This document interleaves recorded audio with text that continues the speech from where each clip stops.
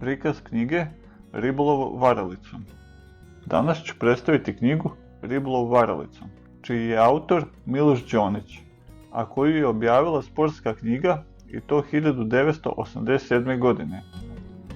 Ovo je samo jedna iz čitavog niza knjiga koje je napisao Miloš Đonić i ona se odlikuje kao i druge sa dosta interesantnih podataka i informacija. Specijalitet su joj karte na kraju knjige koje prikazuju ribolovne terene na raznim rekama. Prvo ću ukratko da predstavim sadržaj ove knjige, potom ću da opišem ukratko tehničke karakteristike tog izdanja i na kraju ću da kažem neko svoje mišljenje o ovoj knjizi, koje su kvaliteti, a koji nedostaci. Ja sam Nikola Vejin, ovo je kanal Retke knjige.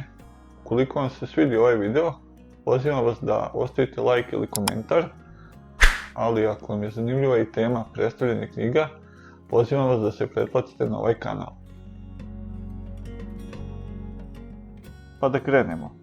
Ova knjiga je podeljena u 4 veće celine, ali da odmah napomenem da su značajna odstupanja od uobičajenog formata sadržaja koje imaju knjige o sportskom ribolovu. Razlog za ovo je verovatno činjenica da je ovu knjigu Miloš Đonić pisao u nekom kasnijem periodu, pa se potrudio da prikaže podatke za koje je znao da nedostaju u nekim ranije napisanim knjigama.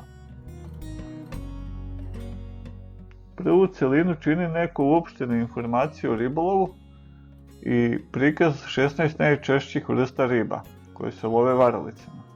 Ovdje se već vidi odstupanje od redovnog formata, pošto se za neke ribe odmah nude i recepti za pripremanje ribljih specijaliteta.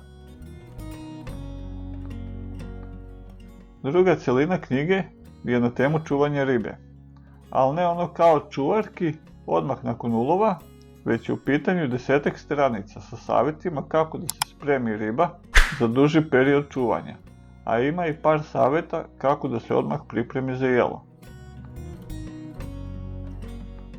Treću celinu knjige čini pisanje o ribolovnom priboru i ovdje je više pažnje posvetio da se navedu podaci kojih nema u drugim knjigama. Može djelovati da je sve to već zastarjelo i nepotrebno u doba kad su informacije sve prisutne, kako u pisanom obliku, ali i u video formatu.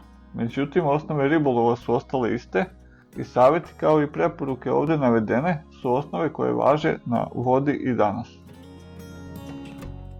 Četvrtu sekciju knjige čine sadržaj o terenima za ribolov sa njihovim osnovnim opisom.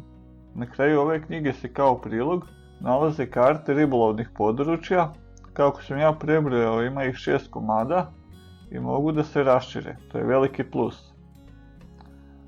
Sada da malo kažem nešto i o tehničkih podataka o ovoj knjizi. Prvo bi bilo da je format knjige malo veći nego uobičajeno. Knjigu je napisao Miloš Đonić, a izdala ju je Sportska knjiga 1987. godine u tiražu od 3000 komada. Knjiga je ilustrirana sa crtežima koji su praktično samo dekoracija, sa izuzetkom prikaza varalica za ribolov, a tu su također i crno-bele fotografije, koje su dobrog kvaliteta.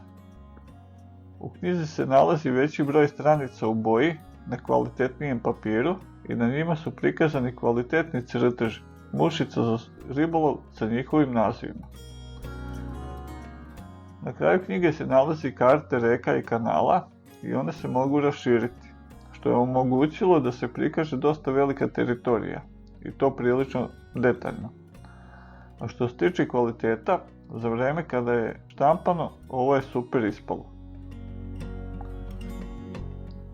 Sada, neko moje mišljenje o ovoj knjizi je odlično. Kako god je uzmem da je prelistam, uvijek se negdje zaustavim i pročitam nešto interesantno. Veliko iskustvo koje ima Miloš Đonić oko riba i ribolova sa dodatkom iskustva u pisanju knjige na ovu temu je dalo odličan rezultat na kraju. Što se tiče nekih zamjerki, kod ove knjige to bi bilo isto ono što se meni sviđa, a to je način kako je formatirana i kako je sve u njoj pomalo i polako izmješano za razliku od redovnog načina pisanja. To je nešto što realno može da stvori neku zabunu kod nekih čitalaca, ali vjerujem da veliki broj zanimljivih informacija ipak može da učini ovu knjigu zanimljivom za svakoga. Ovim polako završavam ovaj video i pozdravljam vas do predstavljanja sljedeće knjige.